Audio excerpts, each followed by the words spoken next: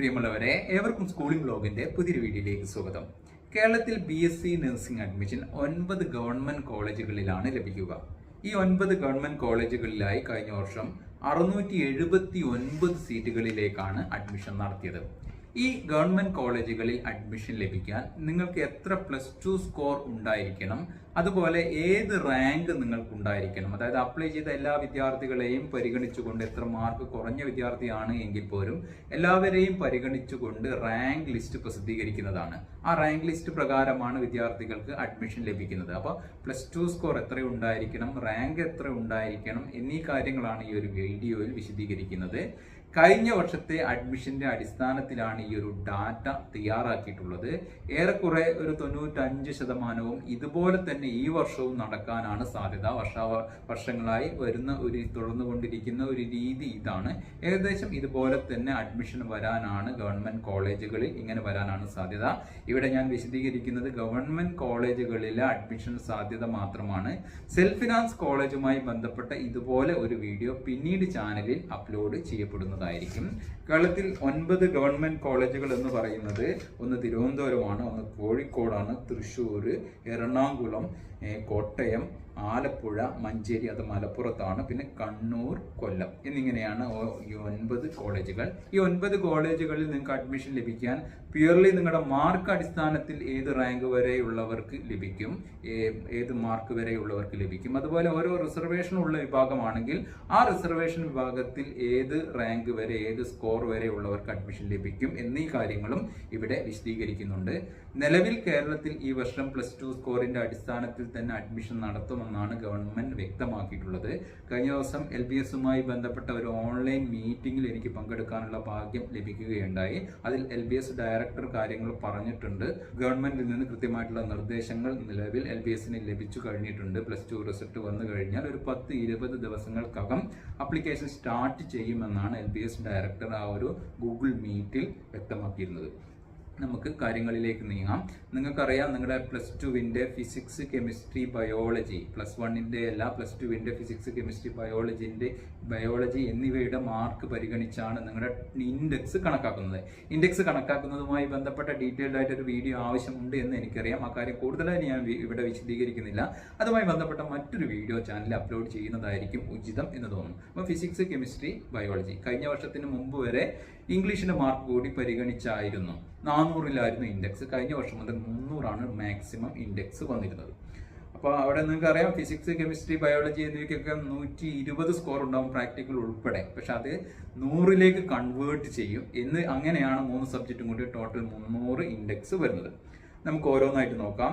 State മെറിറ്റിൽ കഴിഞ്ഞ വർഷം 1595 റാങ്കുള്ള വിദ്യാർത്ഥിക്കാണ് അവസാനം അഡ്മിഷൻ ലഭിച്ചത്. അത് ആ വിദ്യാർത്ഥിക്ക് ഉണ്ടായിരുന്ന ഇൻഡെക്സ് 300 300ആണ് മാക്സിമം ഇൻഡെക്സ്. ആ വിദ്യാർത്ഥിക്ക് മാക്സിമം ഇൻഡെക്സ് ആയി 300 തന്നെ ഉണ്ടായിരുന്നു. അഡ്മിഷൻ ലഭിച്ചത് 1ാമത്തെയോ 2ാമത്തെയോ 3ാമത്തെ അലോട്ട്മെന്റിലല്ല, 11ാമത്തെ അലോട്ട്മെന്റ്. കഴിഞ്ഞ വർഷം 14ഓളം അലോട്ട്മെന്റുകൾ ഉണ്ടായിരുന്നു.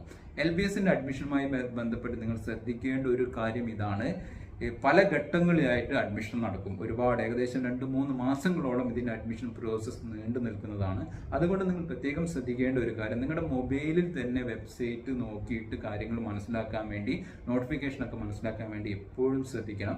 പരമാവധി അപ്ഡേഷൻ ഈ ഒരു ചാനൽ വഴിയും ലഭിക്കും. ചാനലിനെ മാത്രം നിങ്ങൾ ഡിപ്പെൻഡ് ചെയ്യരുത്. എപ്പോഴും നിങ്ങൾ മൊബൈൽ ഉപയോഗപ്പെടുത്തി ലോഗിൻ ചെയ്യുക. അക്ഷയ സെന്ററുകളിൽ മാത്രം ഡിപ്പെൻഡ് ചെയ്യുന്നവർക്കൊക്കെ വളരെ പ്രയാസമുണ്ടാകും. അതുകൊണ്ടാണ് ഇപ്പോഴേ പറയുന്നത്, നിങ്ങളുടെ മൊബൈൽ ഉപയോഗപ്പെടുത്തി കാര്യങ്ങൾ ചെയ്യുന്നതായിരിക്കും ഏറ്റവും ഉചിതം. അപ്പോൾ 1595 റാങ്കുള്ള വിദ്യാർത്ഥിക്ക് 11ാമത്തെ അലോട്ട്മെന്റിൽ കണ്ണൂരാണ് allotment. State merit rank list പ്രകാരം. സ്റ്റേറ്റ് മെറിറ്റ് എന്ന് പറഞ്ഞാൽ ഒന്ന് വ്യക്തമാക്കേണ്ടതുണ്ട്. അവിടെ വിദ്യാർത്ഥിയുടെ മാർക്ക് മാത്രമാണ്, സ്കോർ മാത്രമാണ്, റിസർവേഷൻ ഒന്നും പരിഗണിക്കാതെ ലഭിക്കുന്ന അഡ്മിഷനെയാണ് സ്റ്റേറ്റ് മെറിറ്റ്. ആകെയുള്ള 679 സീറ്റിൽ 50% സീറ്റുകൾ സ്റ്റേറ്റ് മെറിറ്റ് റാങ്ക് അഡ്മിഷനാണ്. ആകെയുള്ള 679 സീറ്റിൽ 50% സീറ്റും സ്റ്റേറ്റ് മെറിറ്റിലേക്കാണ് അഡ്മിഷൻ നൽകുന്നത്. കഴിഞ്ഞ വർഷം അതുവഴി 347 സീറ്റിലേക്ക് അഡ്മിഷൻ വിദ്യാർത്ഥികൾക്ക് നൽകിയിട്ടുണ്ട്. കണ്ണൂരാണ് അവസാനം ലഭിച്ചത് 1595 റാങ്കുള്ള വിദ്യാർത്ഥിക്ക്. ഇനി ഈഴവ വിഭാഗത്തിന് 9% റിസർവേഷനാണ്. ഞാൻ നേരത്തെ പറഞ്ഞു സ്റ്റേറ്റ് മെറിറ്റിൽ 50% സീറ്റ്, ആകെയുള്ള സീറ്റിൽ 50% സീറ്റ് സ്റ്റേറ്റ് മെറിറ്റ് ആണെന്ന് പറഞ്ഞു. ഈഴവ വിഭാഗത്തിന് ബാക്കി വരുന്നതിൽ 9% ആ വിദ്യാർത്ഥികൾക്ക് മാത്രമുള്ളതാണ്. അപ്പോൾ അതിൽ കഴിഞ്ഞ വർഷം 57 വിദ്യാർത്ഥികൾക്ക് അഡ്മിഷൻ ലഭിച്ചിട്ടുണ്ട്. അവസാന റാങ്ക് സ്റ്റേറ്റ് മെറിറ്റ് റാങ്ക് ആണ് പറയുന്നത് 2244 റാങ്കുള്ള വിദ്യാർത്ഥിക്കാണ് സ്റ്റേറ്റ് മെറിറ്റ് റാങ്ക് ആണ് പറയുന്നത്. ആ വിദ്യാർത്ഥിക്ക് ഈഴവ റാങ്ക് ലിസ്റ്റിൽ 418 ആയിരുന്നു സ്ഥാനം. ആ വിദ്യാർത്ഥിക്ക് 10ാമത്തെ അലോട്ട്മെന്റിലാണ് ലഭിച്ചത്. 300 score. Total index maximum index തന്നെ ആ വിദ്യാർത്ഥിക്ക് ഉണ്ടായിരുന്നു. കണ്ണൂർ തന്നെയാണ് അഡ്മിഷൻ ലഭിച്ചത്. ഇനി ഇതുപോലെ ഓരോന്നായിട്ട് പറഞ്ഞു പോകാം. ഇനി മുസ്ലിം വിഭാഗത്തിന് 8% റിസർവേഷൻ ആണുള്ളത്. 2498 റാങ്കുള്ള വിദ്യാർത്ഥിക്കാണ് അവസാനം അഡ്മിഷൻ ലഭിച്ചത്. കണ്ണൂർ തന്നെയാണ് ലഭിച്ചത്. ആ വിദ്യാർത്ഥിയുടെ മുസ്ലിം സ്റ്റേറ്റ് മെറിറ്റ് റാങ്ക് ലിസ്റ്റും പ്രസിദ്ധീകരിക്കും. അതുപോലെ ഓരോ വിഭാഗത്തിനും സെപ്പറേറ്റ് റിസർവേഷൻ റാങ്ക് ലിസ്റ്റ് സെപ്പറേറ്റും പ്രസിദ്ധീകരിക്കും.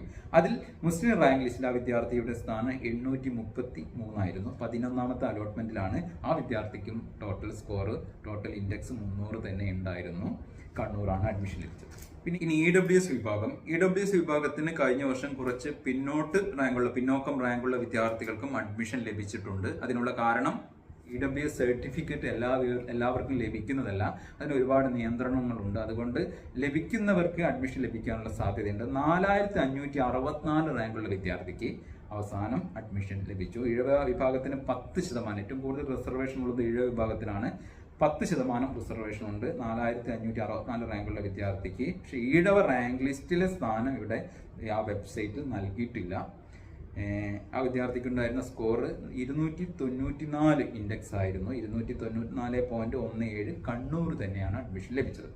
ഇനി OBH അതർ ബാക്ക്വേർഡ് ഹിന്ദു വിഭാഗത്തിൽ വരുന്നവർക്ക് 15820 റാങ്കുള്ള വിദ്യാർത്ഥിക്കാണ് അവസാനം അഡ്മിഷൻ ലഭിച്ചത്.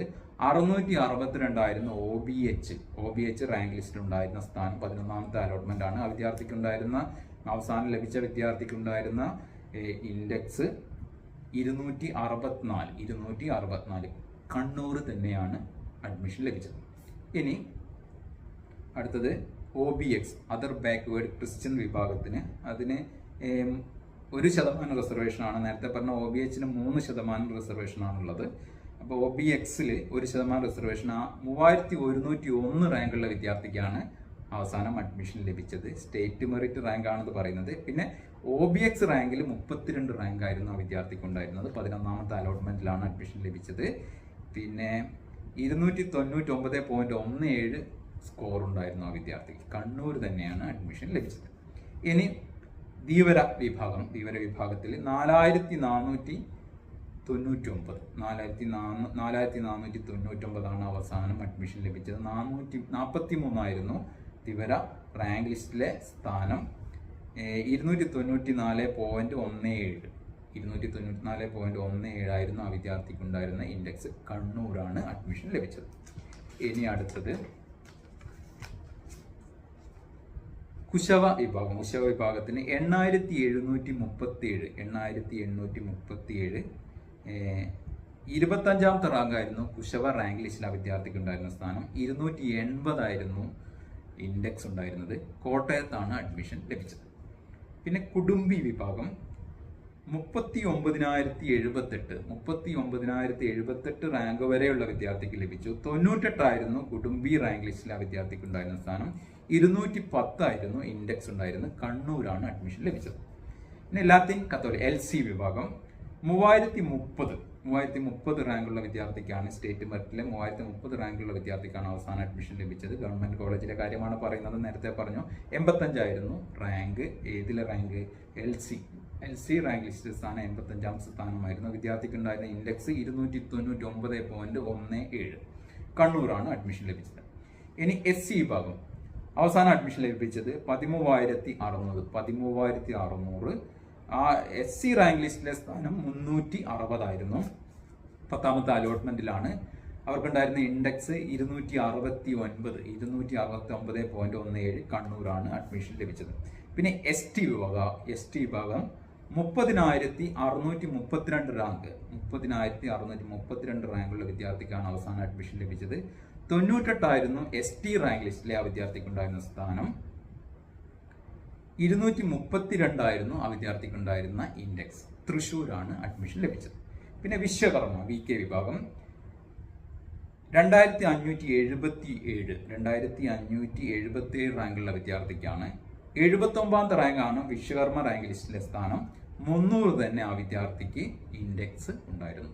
കണ്ണൂരായിരുന്നു അഡ്മിഷൻ ലഭിച്ചത്. അപ്പോൾ എല്ലാ റിസർവേഷൻ വിഭാഗത്തിൻ്റെതും പറഞ്ഞു. ഇതുപോലെ നമുക്ക് സെൽഫ് ഫിനാൻസ് കോളേജിലെ കാര്യങ്ങൾ വ്യക്തമാക്കിക്കൊണ്ട് മറ്റൊരു വീഡിയോ ചാനലിൽ അപ്ലോഡ് ചെയ്യുന്നതാണ്. ഈ വർഷത്തെ LBS BSc നഴ്സിംഗ് മറ്റ് പാരാമെഡിക്കൽ അഡ്മിഷനുമായി ബന്ധപ്പെട്ട പരമാവധി അപ്ഡേഷൻ ഈ ചാനൽ വഴി നിങ്ങൾക്ക് ലഭിക്കുന്നതായിരിക്കും. ചാനൽ വീഡിയോസ് നിങ്ങൾക്ക് ഉപകരിക്കുന്നുണ്ട് എങ്കിൽ ഒന്ന് സപ്പോർട്ട് ചെയ്യണമെന്ന് അപേക്ഷിച്ചുകൊണ്ട് നിർത്തുകയാണ്. ഇവർക്കൊന്ന് നന്ദി, നമസ്കാരം.